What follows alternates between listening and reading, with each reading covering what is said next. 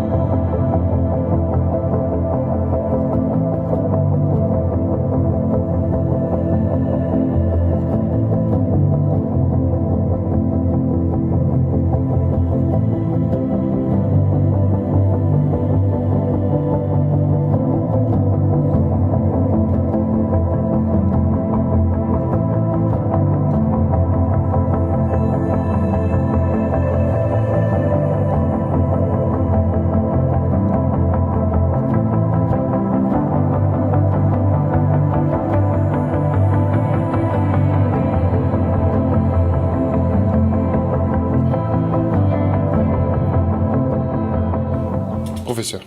Voilà, alors nous regardons tout cela, nous apprécions tout cela, avec quand même, je dirais, une immense gratitude, parce que lorsque vous voyez les images de la République démocratique du Congo, avec les descendants des habitants du Chango, il y a quand même une chose qu'il faut savoir.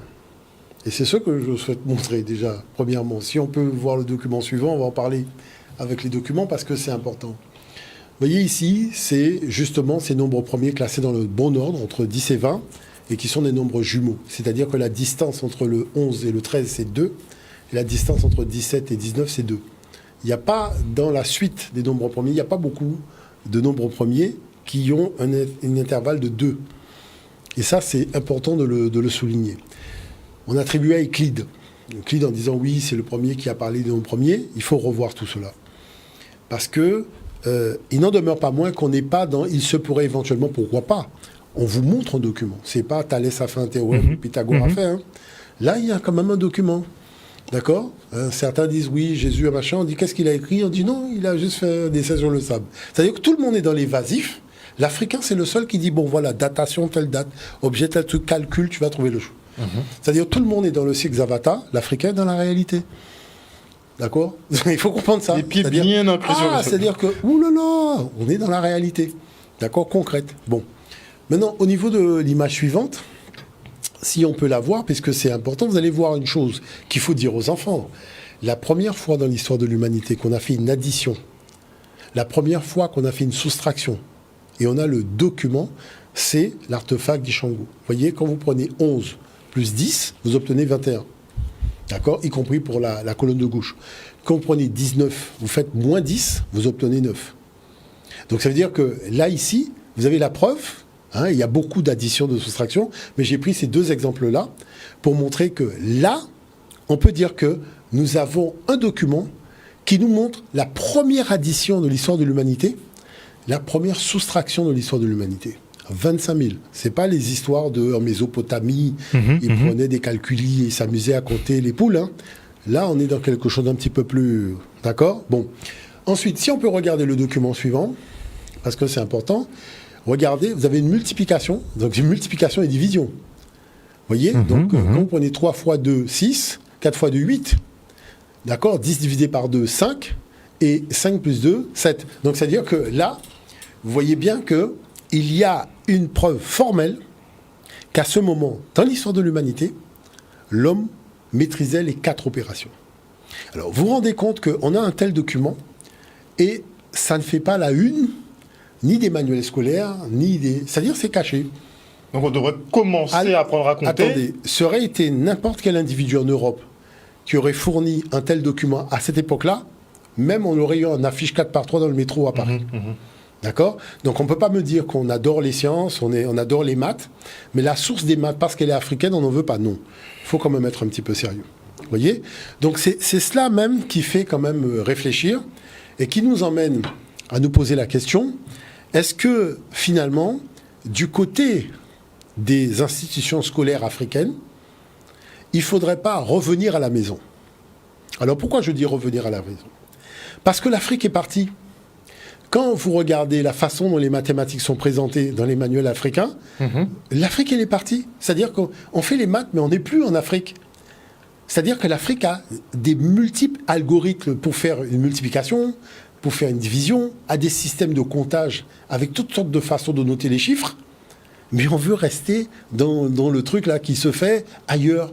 Alors que le Chinois, lui, il fait sa calligraphie. Exactement. L'Indien aussi, d'ailleurs. Mais le Laotien, le Cambodgien, tout le monde organise ses affaires comme il l'entend. Sans se dire, oui, mais à Londres, comment ils font ? Non, parce que c'est ça aussi libérer le génie d'un gamin. C'est-à-dire lui dire, voilà, on va partir de ta source, de ton nombril. C'est toi le centre. Et le reste, on va y aller en prenant conscience qu'on va dans la périphérie. Mais le centre, c'est toi. Voilà ce qui se faisait en Gambie, voilà ce qui se faisait au Soudan, voilà ce qui se faisait en Égypte, avec cette pléthore de façons de calculer. Parce que, je vous dis, moi franchement, je suis loin d'avoir fait le tour complet des algorithmes qui existent au niveau des divisions, des multiplications, mais c'est impressionnant. Vous voyez, donc c'est cela qu'il faut le dire, parce que Maintenant que je vois certains manuels, que je reçois certains programmes d'ambassadeurs aussi, je dirais essayez de revenir à la maison. Essayons de revenir à la maison. Quand on calcule l'aire d'un triangle, il faut dire à un enfant que la première fois qu'on a calculé l'aire d'un triangle, c'est en Afrique. La première fois qu'on a dessiné un triangle, c'est en Afrique. La première fois qu'on a mis un triangle en volume, c'est en Afrique. Donc au moins, parce que les pyramides, tout ça, mais quand même, on va où là? Vous comprenez l'affaire? Très bien. C'est-à-dire qu'on va un peu loin dans le fait de déménager son cerveau à l'étranger. On est sur un continent, nous devons être fiers de ce que nos ancêtres.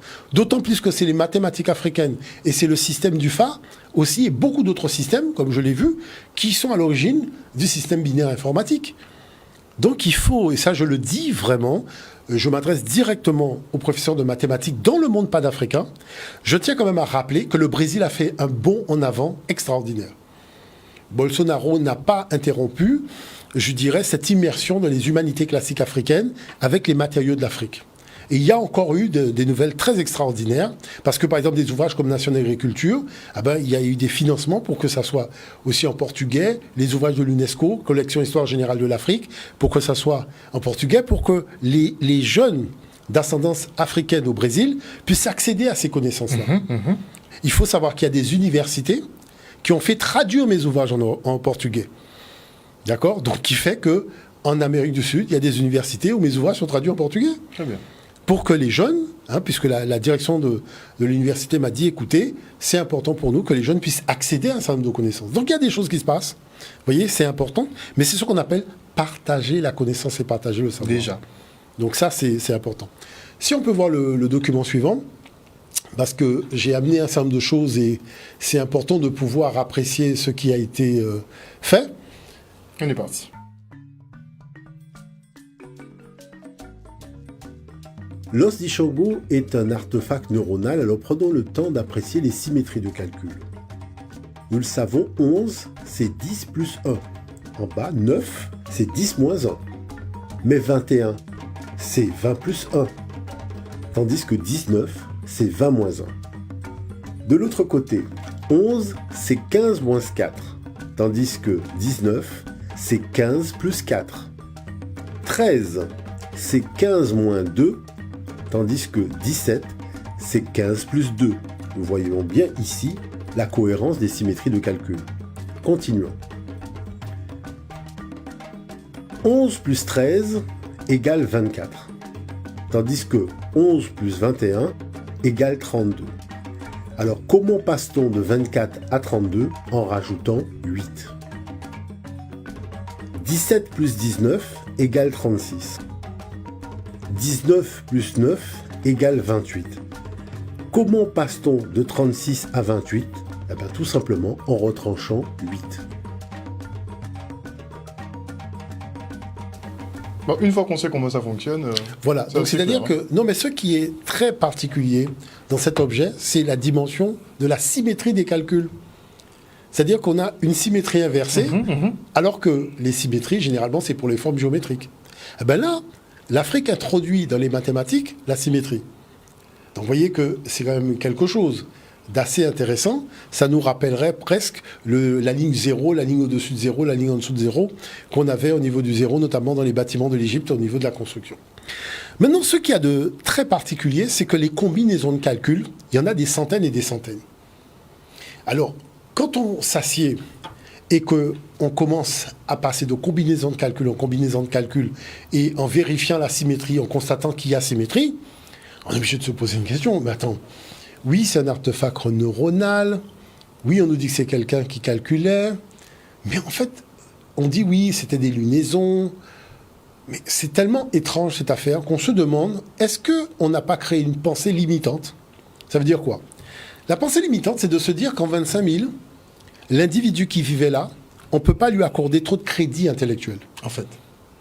Donc, qui fait qu'on va créer une chape de plomb dans le système de réflexion pour limiter les possibilités qui sont tout simplement l'intérêt qu'il avait à faire ça. C'est-à-dire, qu'est-ce qu'il cherchait quant au fond à faire? Et c'est là où ça devient intéressant. Parce que des chercheurs en Suisse ont organisé un colloque sur l'os Ishango. Et ils ont invité, la communauté scientifique a invité les gens à venir passer je dirais, la journée, de manière à faire en sorte qu'ils puissent simplement se dire, est-ce que finalement, l'Os Ishango, il n'y a pas un système secret de codification d'un certain nombre de choses qui serait un système aussi digital dans la façon de fonctionner, de percevoir des calculs, et qui, tout simplement, serait une façon de codifier des informations. Alors, ça veut dire quoi? Et vous allez faire le lien. Vous savez, quand l'Amérique est partie dans l'espace, ils sont partis avec une plaque en disant que, voilà, on va graver un message en direction des extraterrestres qui vont pouvoir expliquer, enfin, pour comprendre qui sont les habitants de la planète. Bon, les habitants de la planète ne sont pas tous blancs. Mais en tout cas, sur la plaque, c'est un homme blanc et une femme blanche. D'accord? Donc l'extraterrestre, s'il arrive en Afrique, il va avoir un problème. D'accord? Déjà. Non, mais déjà, puisque manifestement, tous les extraterrestres, dans la réalité, c'est en Afrique qu'ils ont apparu, parce qu'il paraît qu'ils auraient construit devant les Africains des pyramides, mais au cinéma, c'est toujours à Washington, ils atterrissent. Bon, bref. Mais toujours est-il que la chose qui est extraordinaire, c'est si on peut voir le document, justement, du professeur suisse, parce que là, on rentre... Voyez, regardez la chose. Il dit... un événement... On voit un brin Suisse. d'ADN déjà. Voilà. Donc ça s'est passé en 2018. Le secret de l'Os Ishango, code numérique de la préhistoire et tentative de son décryptage. 27 codes digitaux, d'accord, qui entraînent l'Os Ishango dans quoi? Regardez bien ce qu'ils ont fait à côté. L'ADN humain. C'est-à-dire que quand on pose des chiffres par rapport à l'ADN, on voit une correspondance. Donc, du coup, ils ont essayé de chercher, mais au fait, quand on fond, combien de combinaisons qu'il y a de calculs dans cet os. Donc, si on peut voir le document suivant, vous voyez, donc c'est quand même assez particulier. Regardez le résultat. C'est-à-dire que vous avez une somme de combinaisons qui dépasse l'entendement. Donc, qu'est-ce qu'ils disent? Les marques sur l'os semblent correspondre à la structure du squelette humain. Là, c'est pas Omotunde qui parle. C'est quand même millions de recherche.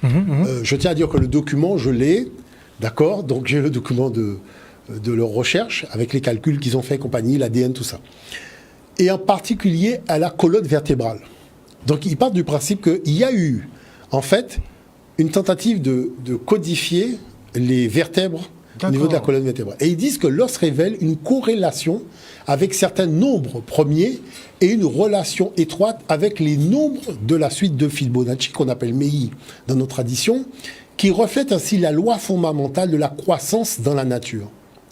La corrélation avec les 21 os faciaux de l'homme, d'accord, conforte l'hypothèse qu'une loi fondamentale de la nature est codifiée sur l'os Ishango.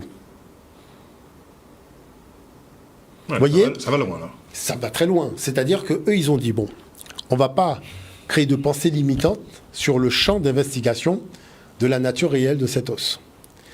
On va sortir du fait que, oui, c'est deux pêcheurs qui pêchaient des poissons et qui ont commencé à compter. Est-ce que, dans déjà la base de ce qu'on voit, c'est-à-dire le squelette humain, est-ce qu'il n'y a pas, quand on commence à compter les os dans le détail et compagnie, des corrélations? Puisque, vous voyez, en fait, on a un côté droit, un côté gauche, donc on a le même dans un côté de l'autre, au niveau de la jambe, au niveau... Donc, qui fait que quand ils ont commencé à rentrer dans cette analyse-là, ils ont commencé à voir qu'en fait, il y a beaucoup plus de combinaisons mathématiques que ce qu'on pourrait imaginer, et que les combinaisons mathématiques étant toujours dans la dimension symétrique exacte, et justement égale dans l'inversion, ça a eu calcul positif dans l'autre, calcul négatif de l'autre, mais on trouve toujours la même séquence de chiffres qui permet de corréler la justesse des calculs, qui fait que là, ils se sont dit non. On ne peut pas se dire qu'il y a 2 personnes, il y a 3, 4 personnes, enfin des gens au Congo qui s'amusaient à compter sur un bâton. Ça va beaucoup plus loin que ça. Donc c'est pour ça que, vous voyez, c'est aussi ça, je dirais l'audace. Parce que je dis que dans la science, il faut avoir de l'audace. C'est-à-dire de dire, voilà, moi je pense que ça va au-delà, et on va réunir des experts en mathématiques, et nous allons prendre le temps d'étudier, mais dans un autre champ de réflexion, c'est-à-dire en oubliant l'aspect de la colonisation, en oubliant tout ce qui est les bêtises qui ont été dites sur l'intelligence africaine, en essayant de voir, est-ce que cet homme-là n'a pas été beaucoup plus loin que ce qu'on a dit jusqu'à présent. Ah bien, vous voyez, c'est ça qui est très important, qui ouvre un champ de réflexion et que je voulais montrer. C'est-à-dire que lorsqu'on commence à prendre, et c'est ça que le professeur Adjamabou dit tout le temps, si on commence à prendre des matériaux africains dans la dimension de la modernité de la science d'aujourd'hui, on verrait que les analyses qui sont faites dans les manuels et autres sont des analyses au rabais. Parce que dans toutes les hautes sphères de technologie, et je vous dis une chose, lorsqu'on s'entretient en privé avec les chercheurs, eux-mêmes le reconnaissent. Vous voyez que ce sont ces éléments-là, quand on prend par exemple la triangulation de Bombos, le GPS c'est de la triangulation, mais c'est la même triangulation que Bombos. D'accord? C'est la triangulation qui a permis de faire en relief des surfaces planes. Et on sait qu'il a découvert. Hein. Mais attendez, quand on fait les films d'action, les films 3D, toutes ces choses-là, c'est les mathématiques fractales et justement cette triangulation qui permet de mettre les personnages en relief. Donc qui fait que on ne peut pas dire, voilà, ils ont pris un objet, ils ont fait des triangles réguliers, sans nier l'importance de cette découverte dans les sphères scientifiques d'aujourd'hui. C'est le lien entre la modernité de la préhistoire africaine et avec notre modernité technologique d'aujourd'hui la plus avancée. Voilà, c'est ce qui est important. Merci beaucoup, professeur, en tout cas, gentil, mais pour ce nouveau cours. On se retrouvera très prochainement. À quoi on aura droit dans les prochains jours? Alors, dans les prochains jours, il y a un documentaire que la BBC a fait sur les mathématiques africaines. On se déplace en Afrique. Mais c'est vrai que j'ai remarqué que le système de calcul est tellement complexe que les gens qui regardent ne comprennent pas. D'autant plus que le document est en anglais. Donc, je l'ai traduit en français, de manière à faire en sorte que les gens puissent comprendre en fait de quoi il s'agit dans la dimension des calculs. Donc ça va nous emmener maintenant de la République démocratique du Congo en Éthiopie et au Soudan. Merci beaucoup, professeur, en tout cas, pour tous ces travaux et de nous en faire part et pour votre pédagogie et votre disponibilité. Merci encore. On se retrouve donc jeudi prochain pour un nouveau jeudi anthropologie. Chers téléspectateurs, on espère que vous avez passé un bon moment en notre compagnie, que vous avez une fois de plus encore appris beaucoup de choses comme moi-même. On se retrouve bientôt avec Nusere Kalala Omotunde. Bisous tout le monde.